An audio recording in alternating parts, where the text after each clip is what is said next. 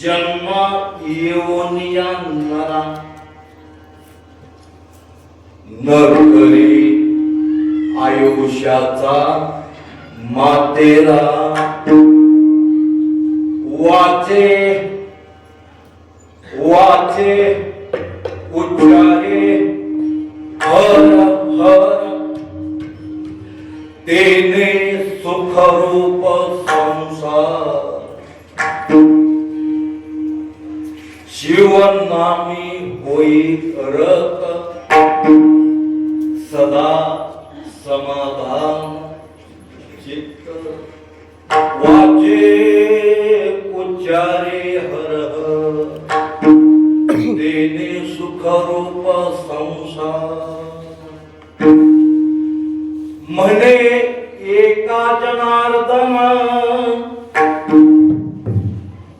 जीवन नामे भरो वदन वाचे उच्चारे हर तेने सुखरूप संसार पंढरीच्या देवराय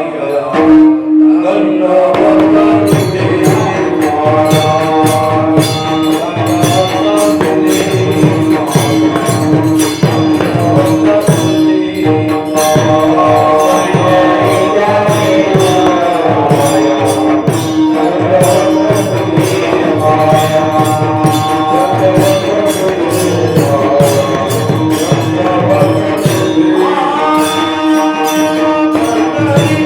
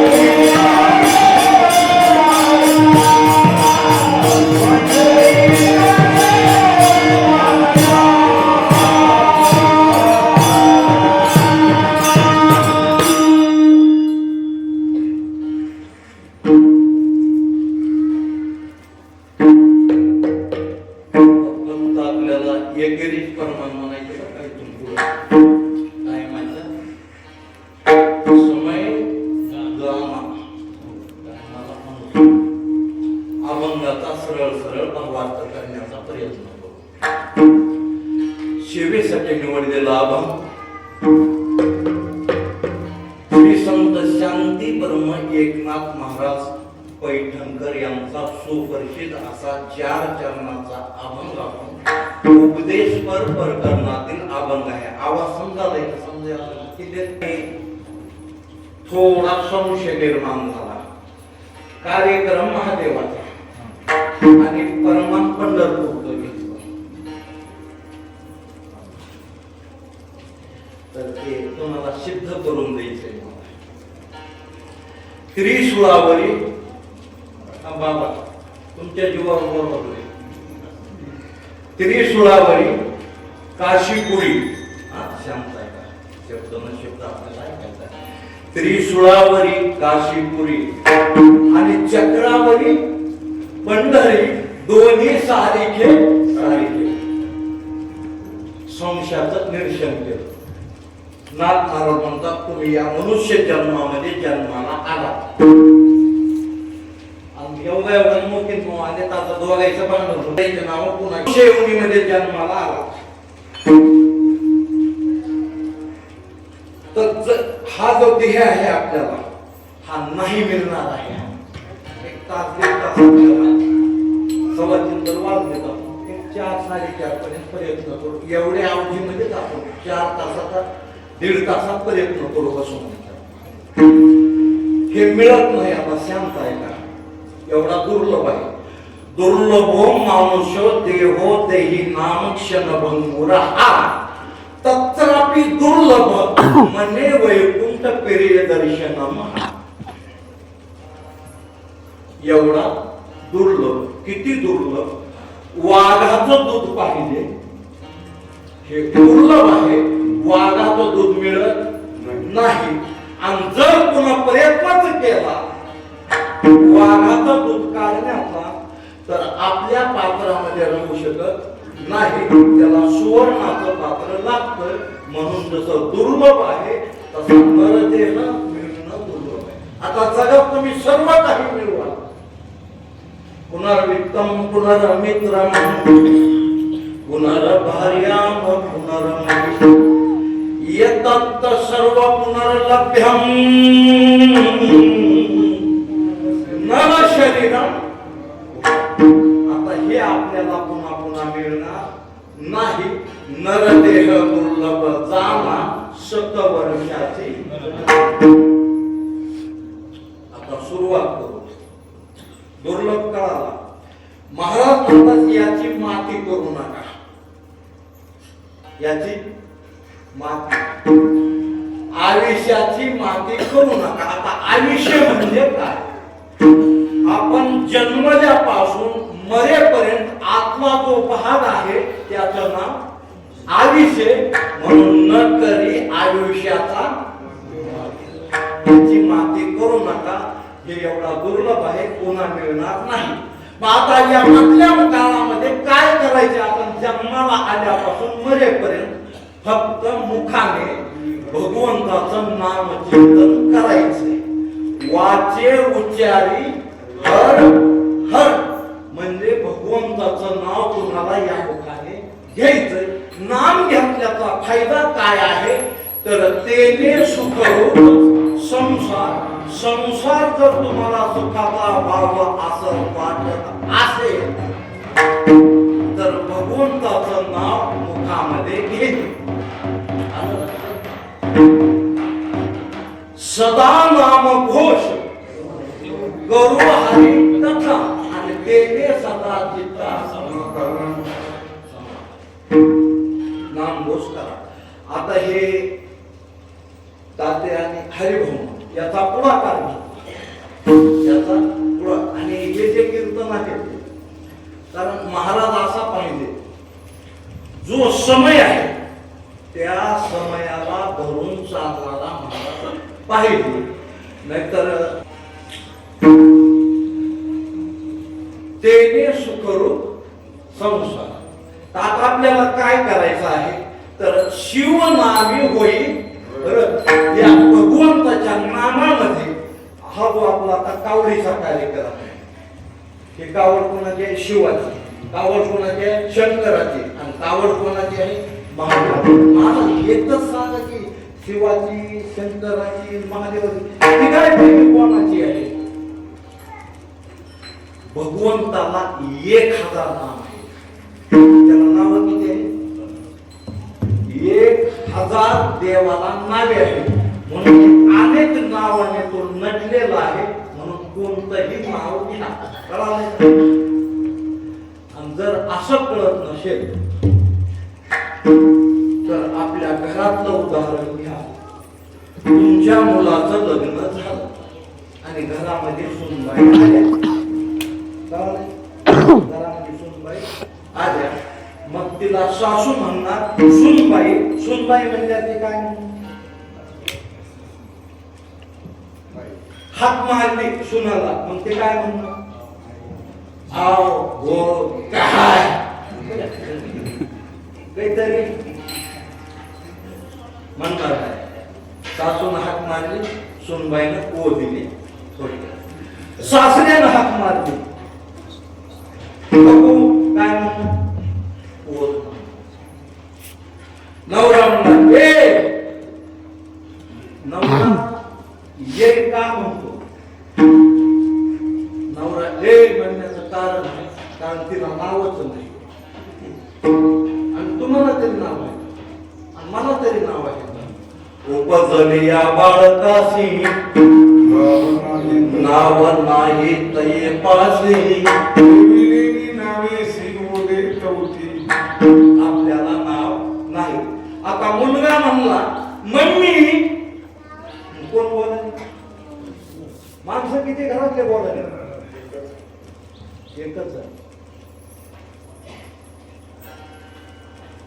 दीर म्हणला वहिनी. प्रत्येकानं जर वेगळ्या वेगळ्या नावे घेतले तर समोरची व्यक्ती कळलं. तसं कोणत्याही नावानं भगवंताला तुम्ही नाव जर घेतलं तर तो एकच आहे. म्हणून वाचे उच्चारे हर शिवनामे होई रक्त. याच्यामध्ये मग्न होऊन जायचे आपल्याला. कसं मग्न व्हायचं? आपण ते करत असताना आपल्याला दुसरा त्या ठिकाणी आठव येऊ द्यायचा नाही. आठव नाठव गेले भावा भाव झाला सोय एकच. आपण त्याच्यामध्ये मग्न. आणि जर तुम्हाला घ्यायचंच असेल तर महाराज म्हणतात तोंड भरून त्याच नाव घ्या. म्हणे एका जनार्दन आणि शिवनामे भरो वदन हर हर महादेव आहे. आता या अभंगावर येऊ. आता आपण जन्मात आलो तर काय करायचंय? भगवंताचं नाव आपल्याला मुखामध्ये घ्यायचंय. बरं, महादेवाचंच का सांगितलंय? त्याचं एक कारण आहे. परमान कुठे म्हणू नका, मी 10व्या वेळेला सांगत होतो. पंढरपूरची जी वारी आहे आता जे आपण करतो ना वारी, आषाढी कार्तिकी, ही पहिली जर वारी पुन्हा सुरुवात केली असेल तर एकमेव पहिली वारी महादेवानं केली. त्याचं नाव आहे महा. महा म्हणजे मोठा आणि देव म्हणजे देव. पहिली वारी त्याने सुरुवात केली म्हणून महादेव. बरं, त्याने एकट्यानं केली नाही, सहकुटुंब सह परिवार. ज्या वेळेला महादेव निघाले त्यावेळेला त्यांच्या सौभाग्यवती त्या म्हणाल्या निघाले कुठं? त्यांनी सांगितलं मी ज्याचं चिंतन करतो, ज्याच्या नामामध्ये मग्न आहे, मी त्याच्या वारीला जात आहे. भजन करी आणि रामपुरी वारी. मग एकले जाता का? एकले जाण्यापेक्षा मला सुद्धा तुम्ही सोबत घेऊन चला, मी तुमच्या सोबत येणार आहे. कारण जी पत्नी आपल्या पतीच्या सोबत जाते ती पत्नी असते. ती काय असते? पत्नी. पतीला सोडून राहू शकत नाही.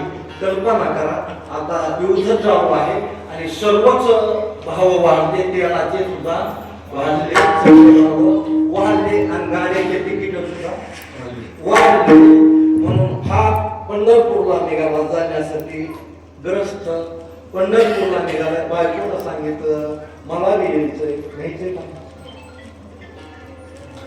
तर हा पंढरपूरला ज्या वेळेला निघाला त्यावेळेला त्याची प्रतिमा म्हणजे सावली होती. ती सावली सुद्धा म्हणजे मला तुमच्या सोबत यायचंय.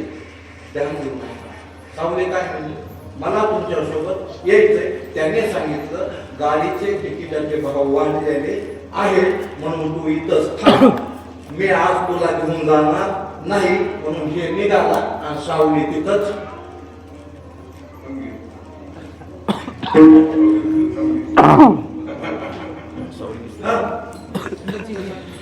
ते तिकिटाचे भाव वाढले, मी इथंच थांबते आणि तुमचे तुम्ही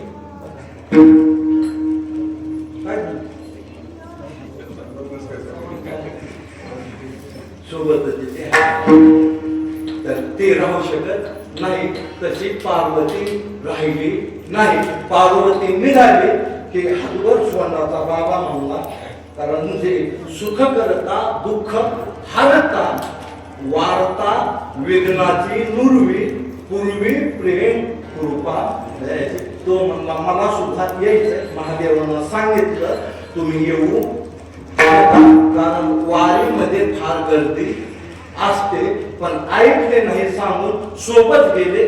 बाहेर पिंपळाचं झाड आहे, पंढरपूरच्या पिंपळाच्या झाडापाशी गेले आणि पंढरपूरचा गर्दा पाहिला. आणि गर्दा पाहिला की पार्वतीनं सांगितलं तुमचे तुम्ही जा, मी गर्दीमध्ये येऊ शकत नाही. पार्वती थांबली. गणपती रडत होता, पाठीमागा लागला. महादेवाशी निघाले. गणपती पुढे निघाला, गर्दीमध्ये चेंगरला. गणपती म्हणला पप्पा मी येणार नाही. म्हणून गणपती आजही बाहेर आहे. हे पूर्ण पुरावे तुम्हाला आज पंढरपूरमध्ये पाहिला मिळतात. म्हणून गणपती बाहेर थांबला. महादेव गेले. महादेवांना पंढरपुरामध्ये जाऊन पांडुरंगाचं दर्शन घेतलं आणि पहिला काकड्याचं भजन महादेवानं सुरू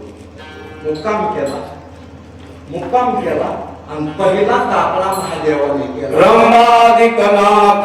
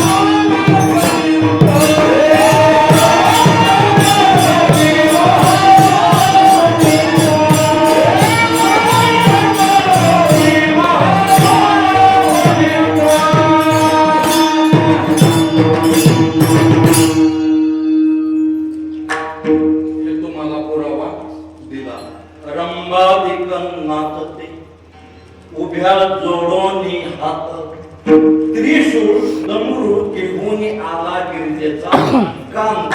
म्हणून पहिला जगातला वैष्णव आणि पहिला वारकरी महादेव. एका जनार्दनी वैष्णव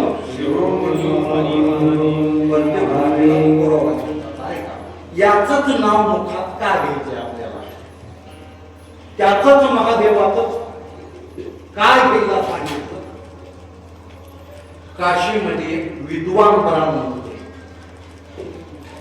काशी विद्वान ब्राह्मण, विद्वान म्हणजे हुशार.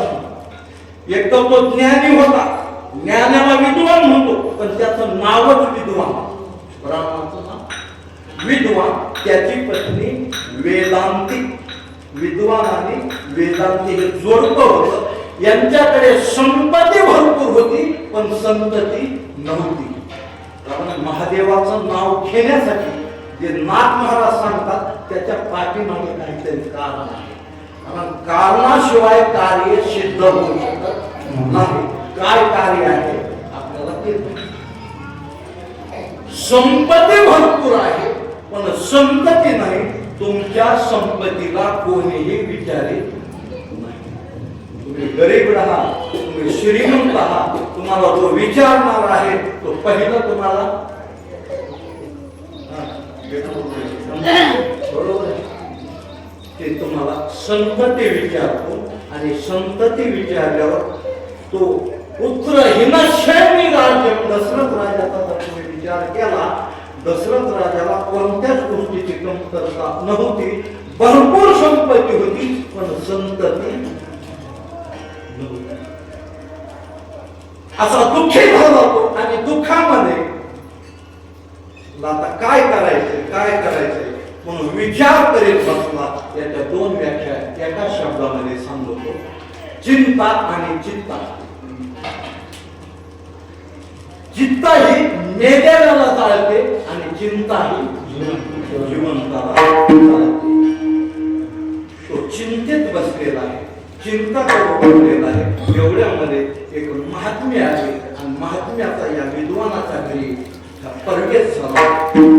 त्याचा चेहरा पाहिला, त्याने आदर सत्कार केला आणि विचारायला सुरुवात केली. म्हणजे देव बाप्पा, आपली परिस्थिती का अशी झालेली आहे आणि आपली जी इच्छा होती ती इच्छा या वेदांता ब्राह्मणाने त्या महात्म्याला सांगितली. असं आहे का? म्हणजे हो, एक काम करा, मी तुम्हाला सांगतो. आता तुम्ही हे घर सोडा, भागीरथीच्या तटावर जा आणि एक पर्णकुटी बांधा. पर्णकुटी बांधून दोघाही नवरा बायकोंचं वास्तव्य त्या पर्णकुटीमध्ये करा. देव बाबा म्हणले, पर्णकुटी बांधून काय परिणाम होईल? महात्म्याला सांगितलं, पर्णकुटी बांधून तुम्ही जर तिथे राहिला, एक तुम्हाला सांगतो, वाईट काही होणार नाही, पण चांगलं झाल्याशिवाय राहणार नाही अशी माहिती सांगितली. ब्राह्मण उठले, एक पर्णकुटी बांधली, तिथं राहिले. तिथं राहून काय करायचं? जेवढे या भागीरथीला स्नान करण्यासाठी येतील एवढ्यांचं दर्शन काय करायचं? एवढ्यांचं दर्शन. बाकी काही करायचं नाही. नित्य नेमच चालू झाला. निघाला दिवस, स्नान करायला भागीरथीला यायचे आणि आलेल्या माणसाचं प्रत्येकाचं दर्शन घेऊ लागले. आणि दर्शन घेत असताना दैव योगाने त्याचा योग असा होता, योग सप्त ऋषी भागीरथीला स्नान करण्यासाठी आले. सप्त ऋषीचं भागीरथीला स्नान झालं आणि स्नान करून निघाल्याच्या नंतर या दोघाही जोडप्यांना दर्शन घेतलं आणि सप्त ऋषीने त्यांना आशीर्वाद दिला. सौभाग्यवती भव, पुत्रवती भव, आयुष्यमान भव. वेदांताचार्य म्हणू लागले, महाराज हे आशीर्वाद तुम्ही दिला, काय झालं? आम्ही पुत्रहीनशी आहेत, आम्हाला पुत्र नाही. आशीर्वाद हे जोडपं आता दिवसभर संतांचं दर्शन करायचं आणि महादेवाची पूजा करू लागले. विश्वेश्वराचा तुम्ही विश्वनाथ दीन रंग मी अनाथ, कृपा करा ते थोडी, पाया पडिलो पराडी. काय उन्हे तुम्हा पाशी, मी तो आत्मदर्शी संतोषी.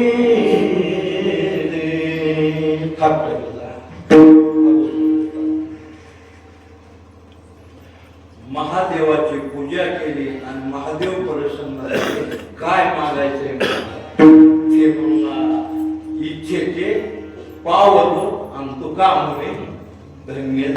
इच्छा केली ते पावतो. आज फिटले माझे डोळे बहुत जन्माचे साखरे कोंडातले पुढे परब्रह्म मुलगा पाहिजे म्हणजे सप्त जन्मापर्यंत तुमच्या नशिबामध्ये मुलगा 7 जन्म तुम्हाला मुलगा नाही. त्यांना सांगितलं मग भक्तीचं हे फळ मी जे भक्ती केली त्या भक्तीचं काहीतरी फलद्रूप व्हायला पाहिजे म्हणून भक्ती केली. बरं म्हणले तुझी इच्छा आहे तुला मुलगा देतो सांग. म्हणले 2 आहेत दोन्हीपैकी कोणता पाहिजे. एका मुलाला 14 वर्षाचा आयुष्य आहे एकाला 100 वर्षाचा आहे. तुला कोणता मुलगा दोन्हीपैकी पाहिजे. एकच मिळणार. 100 वर्षाचा आयुष्याचा पाहिजे का 14 वर्षीय आयुष्याचा पाहिजे. एक मिळणार. ते मुलाचे गुणधर्म सांगतो. जो 14 वर्षाचा आहे तो सात्विक आहे धार्मिक आहे आणि 100 वर्षाचा जो आहे तो नास्तिक आहे. कोणता पाहिजे सांग. कोणता पाहिजे. 14. प्रत्येक 14चाच म्हणणार आहे का तो सात्विक आहे. आयुष्य कमी आहे पण त्याच्यापासून सुखाची प्राप्ती आहे. आयुष्य 100 वर्ष असं पण दुःखाचीच प्राप्ती आहे. तर तो आई वडिलांना सांभाळणार. नजरेला दावी पाप नजरेला दावी पाप त्याला नेत्र म्हणू नये. आई बापाला दुखवितो त्याला पुत्र म्हणू नये. त्याला पुत्र म्हणू नये. हे म्हणला 14 वर्षाचा तिला 14 वर्षाचा पुत्र इकडे पुत्र प्राप्त झाला.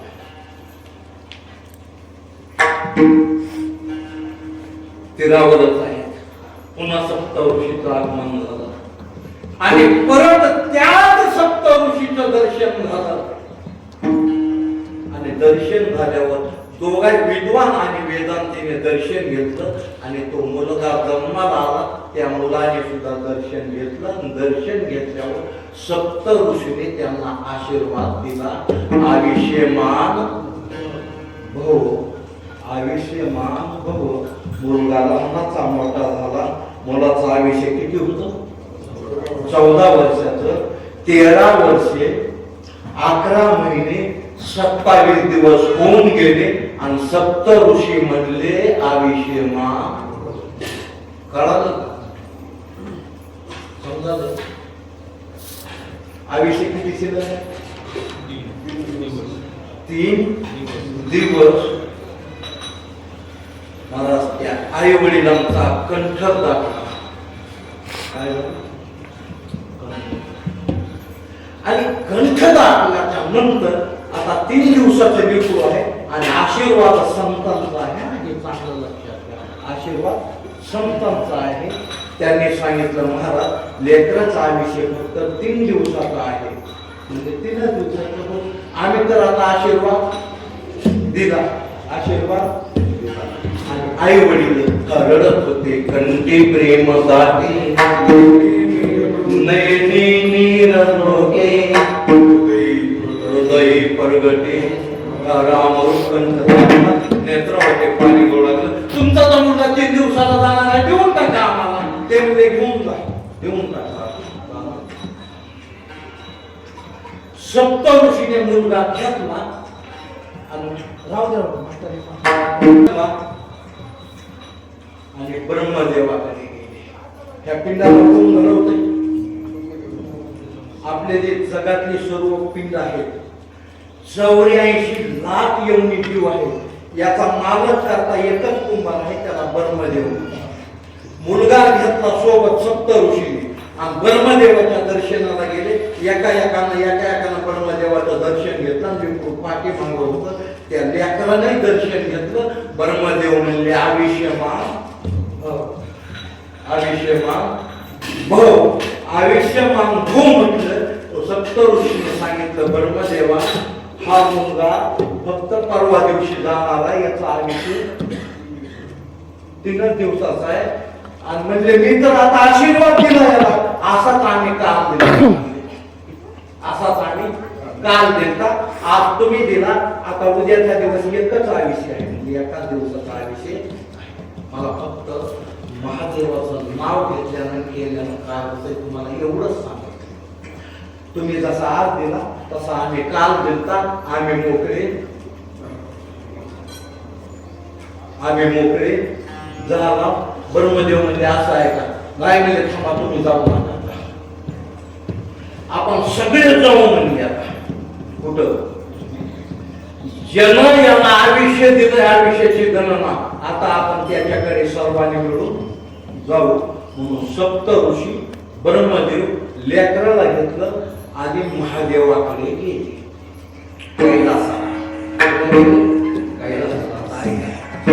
ब्रह्मदेव हा सत्य लोकामध्ये राहणार आहे, विष्णू हा वैकुंठामध्ये राहतो आणि महादेव हा कैलासामध्ये राहतो. सर्वच उठले, कैलासाला गेले. महादेव बसलेले होते. सप्त ऋषीने दर्शन घेतलं आणि सप्त ऋषीने दर्शन घेतलं की लेकराला दर्शन घेतलं. महादेव म्हणले आयुष्य मा बरोबर.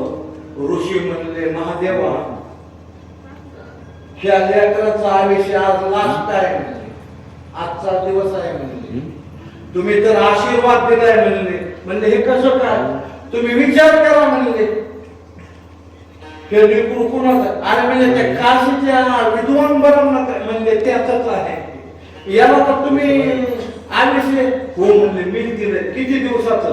14 दिवसाचं आयुष्य मी या लेकराला दिलंय. आणि आता आशीर्वाद तर तुम्ही आयुष्यमान हो आशीर्वाद दिलाय म्हणजे तुम्ही आज दिला, आम्ही काल दिला, परवा दिवशी सप्त ऋषीने असं आहे. ठीक आहे, काही हरकत नाही. आता लेकरू इथं माझ्या स्वाधीन करा, तुम्ही निघून लेकराला ठेवून घेतलं. अशी बाजूला पिंड होती महादेवाची. त्या लेकराला सांगितलं बाळा इकडे. लेकरू घेतलं त्या पिंडीपाशी घेऊन बसवलं. महादेवाने 1,11,111 बिल्वपत्र आणले. किती आणले? 1,11,111. आणि त्याला तिथं बसवलं आणि सांगितलं मी तुला एक मंत्र देतो म्हणजे या मंत्राचा जप करायचा म्हणजे. आणि जप करीत करीत एक एक बिल्वपत्र राहायचं. आता आपणही महादेवाला बिल्वपत्र वाहतो आणि लेकरं नाही वाहिले.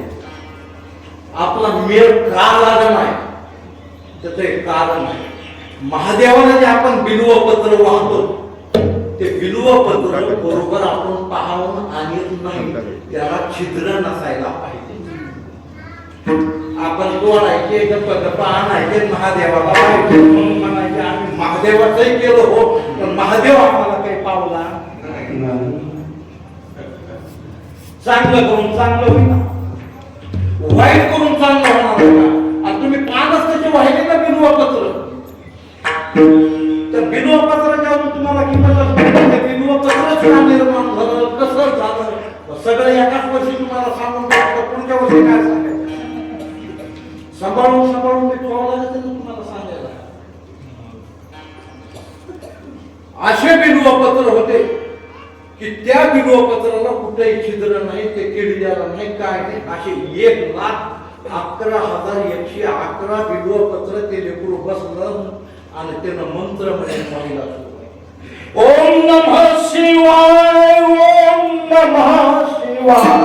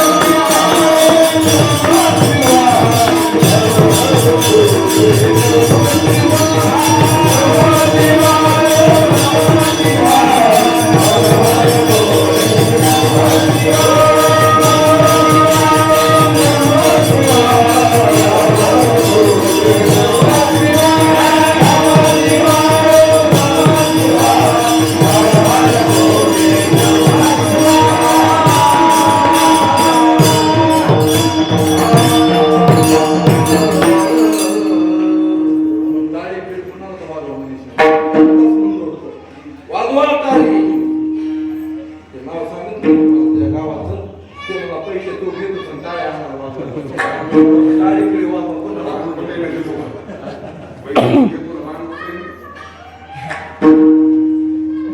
ताकद आहे का आता नमः शिवायची ओम नमः शिवाय ओम नमः शिवाय हर हर भोले नमः शिवाय आला पाहिजे आपण मंत्र म्हणत असतो नाही आपला मंत्र तुटतो ओम नमः शिवाय ओम नमः शिवाय आता मंत्र सांगतो ऐका ओम नमः शिवाय आता हा मंत्र तुम्ही परेला गेला ना वैजनाथाच्या मंदिराला पहा तुम्ही ओम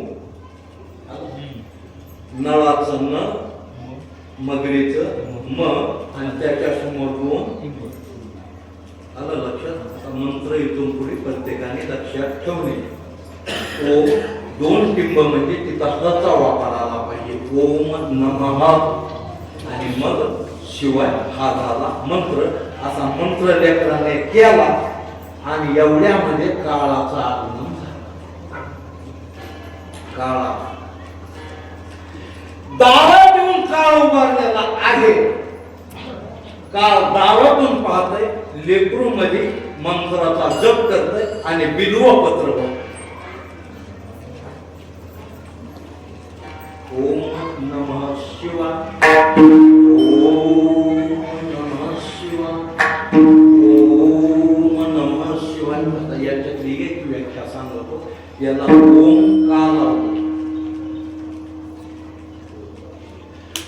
पृथ्वीवर ज्या वेळेला पहिलं काहीच नव्हतं पहिले कोठेच नव्हते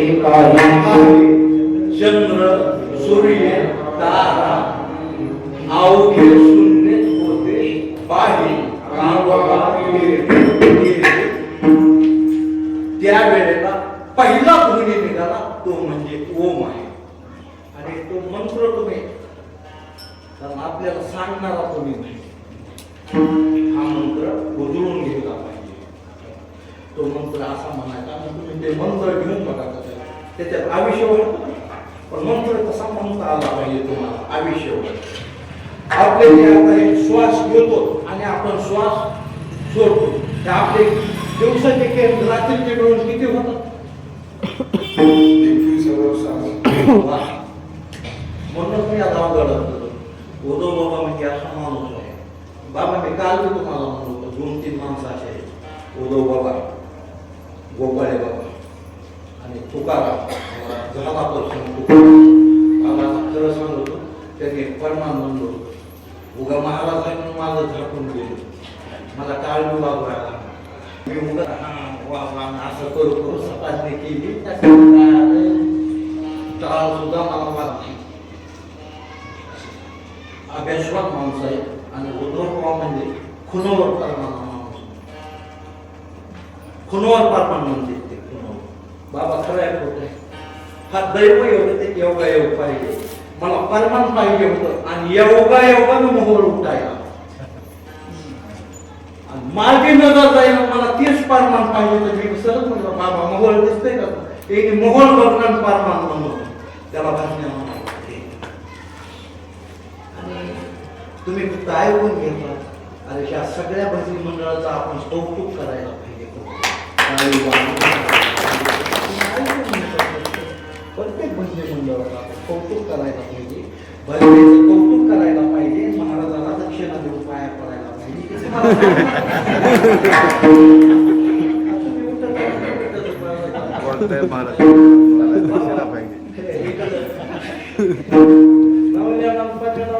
विचार हे उपर हात व्हायला असते बघा महाराज सोपे झाले आता ऐका काय सांगू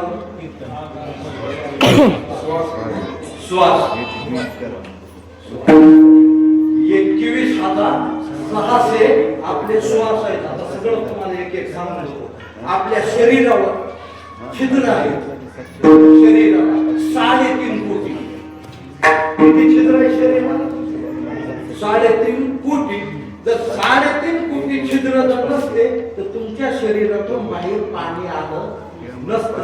तुम्ही पिलेलं पाणी त्याच्यावर बाहेर येते त्याला तुम्ही काय घाम.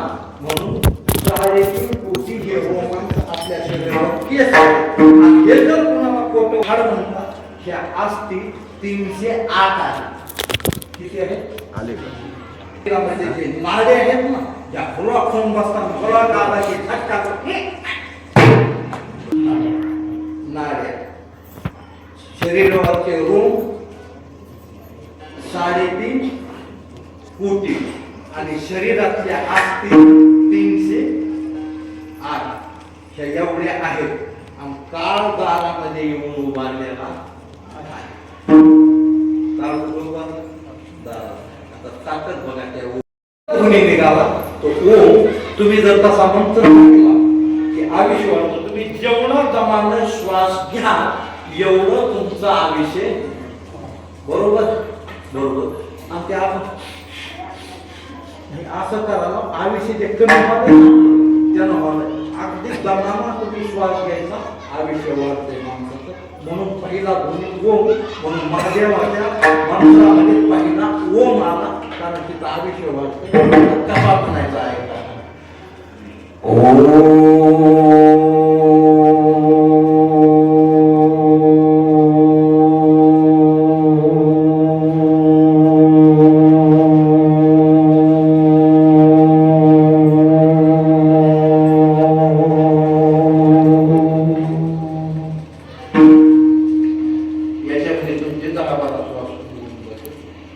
श्वास बसवणं म्हणजे आयुष्य वाढवणं. त्याला जे मंत्र दिलेला होता ते आयुष्य वाढवण्यासाठी दिलेला होता मंत्र.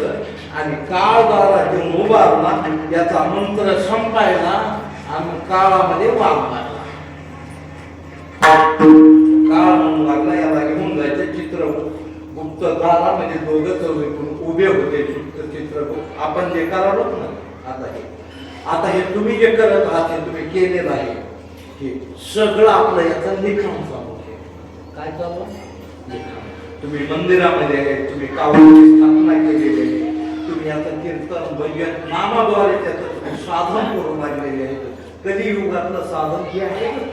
कलियुगा माझी करावे तेने नारायण. तुम्हाला देवाची भेट फक्त याच्यापासून आहे. बाकी कशापासून तुम्हाला देवाची भेट नाही. कारण हे दोन्ही बात असते जरा सगळे काल आम्ही पळून गेला. हे पळून गेले हे पळून गेले ते पळून गेले आणि मे बी पळून गेले. सगळे बसून आलेत बघा. त्याला घडलंय माझे मला फक्त परमार्थाचे म्हणून सगळेच बसवलं नाही तर सगळेच काम नाही. ते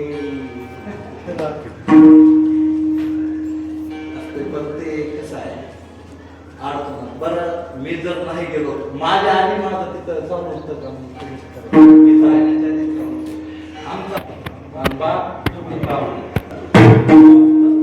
म्हणायचं नाव येत आहे पण हे दोघे जण किती जण आहे दोघे जण. हे चित्र आहे आणि हा गुप्त आहे म्हणून यांचं नाव हे तुमचं लिखाण करतात. आता तुम्ही इथे बसलेले तुम्ही जोपर्यंत या कार्यक्रमात आहे तोपर्यंत लिखाण बंद असतं.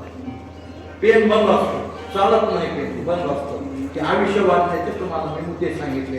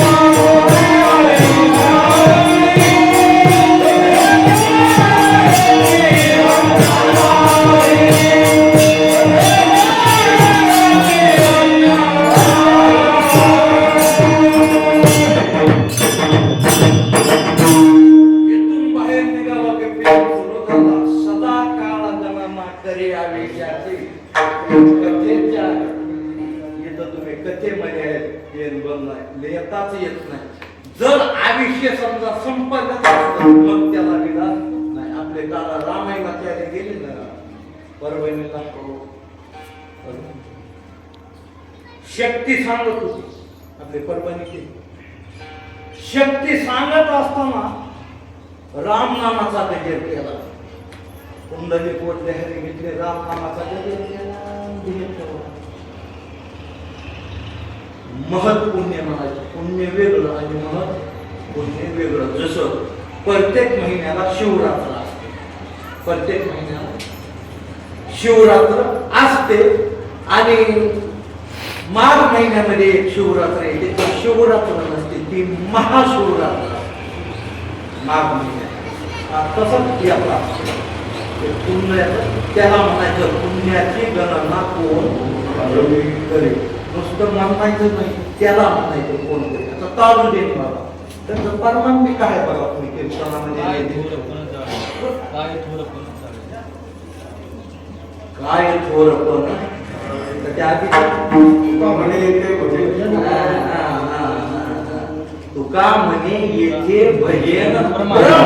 काय थोरपण हे परमान म्हणून ते ठेवला. ते एका महाराजाच्या मांडीवर, असे पारड्याचा महाराज आहे,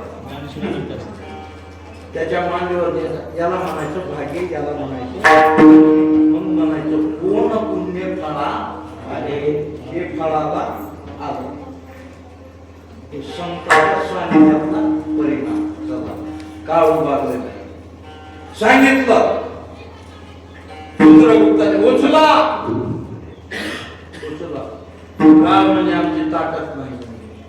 का एक वेळेस असा आम्ही पंढरपूरला गेलतोच म्हणजे वारकऱ्याच्या नादे आम्ही लागतच नाही. बाकी कोणाचाही आम्हाला नाद जमते, पण त्यांच्या नादी पंढरपूरला काय झालं. नामदेव महाराजांची दिंडी होती म्हणजे मला दोघांचं आयुष्य संपलेलं होतं. दिंडीत घेतले दोघं आयुष्य संपलं. काय करायचं आता, काय नामदेव महाराज सांगू लागले आमचं आयुष्य संपलं. आता महाराज तुम्हीच आम्हाला ऐका, तर तुम्ही काय करा. महाराज म्हणजे आयुष्य संपले, तुम्हाला जगायचंय का. महाराज मरण कोणाला नको आहे. मला वाटतं एकेका 2-2 माळे, 2-2 माळे घातल्या तरी आज नाही ठेवले. लोक मला फार छान सांगतात या शर्टाच्या वरून दिसण्यासारख्या आणि काळ न्यायला आला ते म्हणत फक्त ज्याला न्यायला आला त्याला दिसतोय, बाकी त्याला दिसत. महाराज काळ आला मग करा बोला. काळ लांबच पळायचा. त्या महादेवाच्या नावाची ताकद एवढी आहे. दड दड दड दड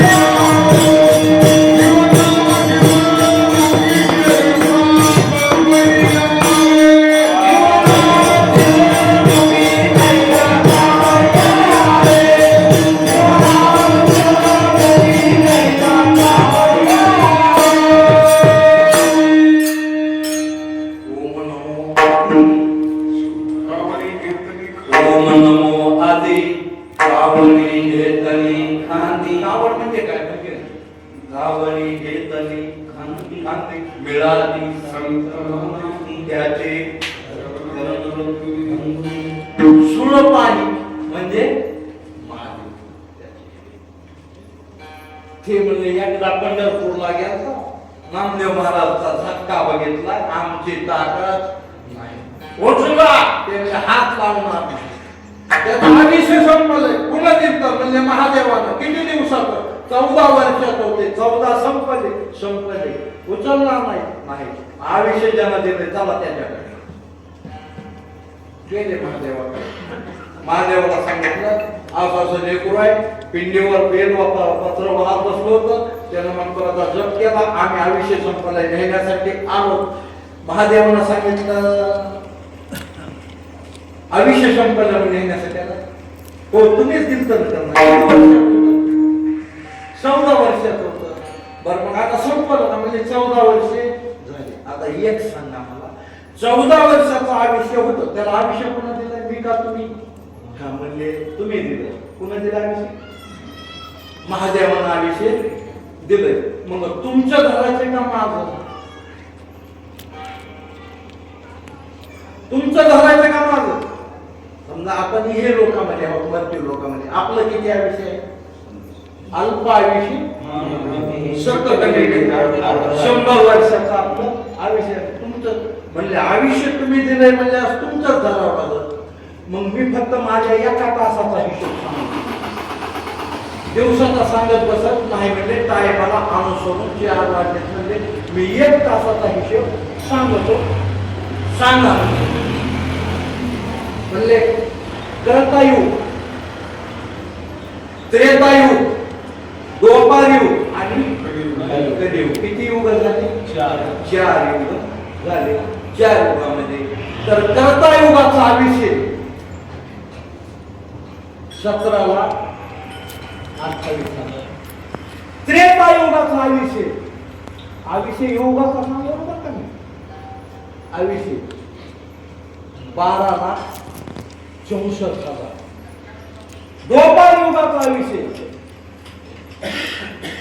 8,00,000. रामायणाचे आर्य तुम्ही सांगायला पाहिजे. आणि कलियुगाचा अभिषेक दुप्पट चला, इकडून चला, तिकडून उलट वाटलं जातो माझ्यावर, इकडून घ्या. 4,32,000. आणि द्वापार युगाचा अभिषेक 8,00,000. हे अभिषेक याचा आता गणित करा. हे जेव्हा एवढं होतंय तेव्हा माझा फक्त 1 तास होतो. कळालं तुम्हाला? हे डोक्याच्या वरून जातोय. हे माझा किती झाला? आयुष्य असं आहे का म्हणले. मग आता आम्ही कशाला तुमचंच आयुष्य राहू म्हणले. काळ निघून गेला. काळ गुलाम सलाम करी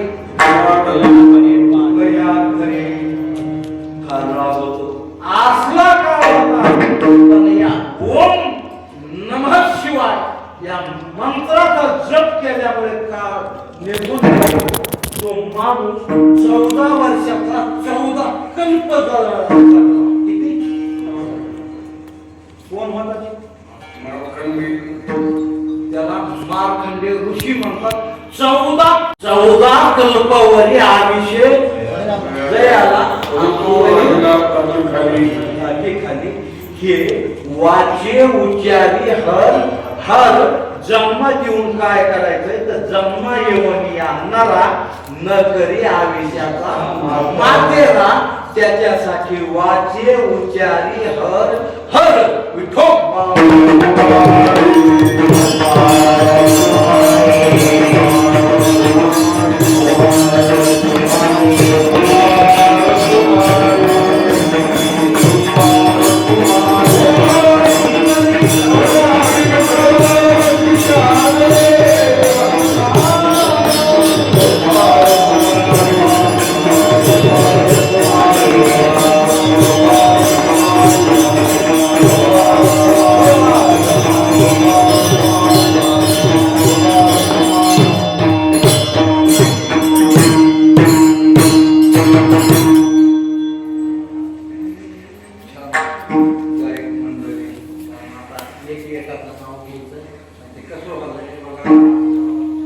एकाचं नाव घेतलं आलेले सगळे असतात. आपण एकाचं नाव घेतो पण बाकी त्याचा द्वेष झाल्यासारखं. उदोबाबा आले, अमुक बाबू महाराज आले, फलाने आले, हे नाव घेतले बाकीचे राहिले त्याला काय ते साहजिक आहे. नाव कोणाचं द्यायचं नाही म्हणून सगळ्याचे एकदाच नाव घेतो. आपल्या महादेवाच्या कावडीला बेल फुल होतो वाकून तुम्ही सगळ्याच नाव घेतो. अंबाजी महाराजाचा मान. कुणाला राग बी नाही, कुणाला म्हणून जन्मात आल्याच्या नंतर माणसाला काय करायचं तर ह्या आयुष्याचं जर माती होऊन जर तुम्हाला वाटत असेल तर मग तुम्ही काही म्हणा, राम म्हणा, कृष्ण म्हणा, हरी हरी म्हणा, विठ्ठल म्हणा, गोविंद म्हणा, गोपाळ म्हणा, शंकरा म्हणा, महादेवा म्हणा, जे म्हणायचे ते म्हणा.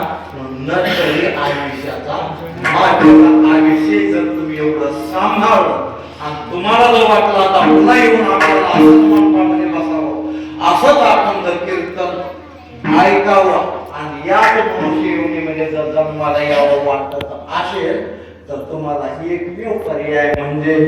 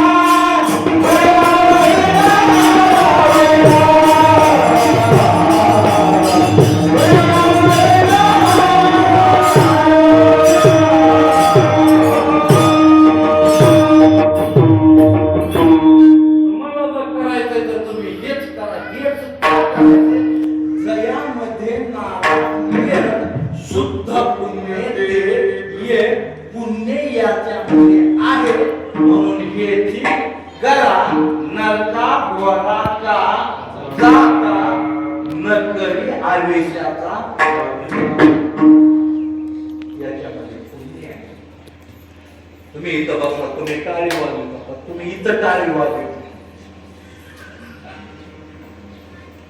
जिथं नाही वाजवायचं तिथं दादा सुभाष दादा सुभाष कुठे गेले?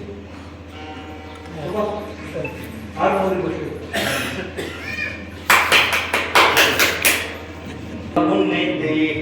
करणे ते हेची कुणाला चाल बाहेर ते मग आले एक चाल आता होत्या वेगामध्ये आणि ते एकच तुकडं चौकट फिरवा